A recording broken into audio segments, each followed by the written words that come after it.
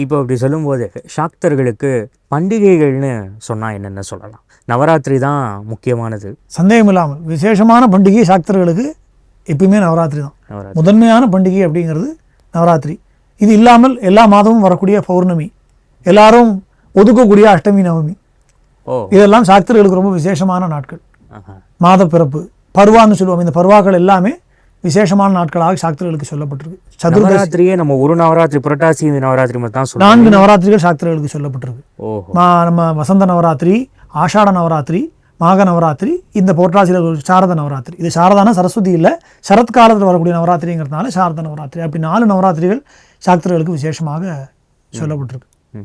பெங்காலில் இது ஜாஸ்தியாக கொண்டாடுறாங்களோ? நானே பார்த்தேன். ஆமாம், ஏன்னா வங்காள தேசத்தில் அம்பிகையோட வழிபாடு ரொம்ப பிரதானமாக இருக்கிற ஒரு காரணத்தினால அங்கே காளி வழிபாடு ஜாஸ்தி, அம்பாளை விசேஷமாக கொண்டாடக்கூடிய ஒரு தேசமாக இது விளங்குற காரணத்தினால அங்கே 4 நவராத்திரியுமே விசேஷமாக கொண்டாடுவார்கள். நம்மளுமே 4 பேரும் 4 நவராத்திரியும் கொண்டாட தான் செய்வோம். அந்த கொண்டாட்டம்ங்கிறது என்னென்னா வீட்டில் பூஜைகளாகவும் ஆராதனைகளாகவும் அப்படி தான் இருக்குமே ஒழிஞ்சு ஊரை கூட்டி பண்ணுறது அப்படிங்கிறது குறைவு. அம்பாள் பிரதானமாக இருக்கக்கூடிய க்ஷேத்திரங்களில் நவராத்திரி உற்சவங்கள் விசேஷமாக நடக்கும்.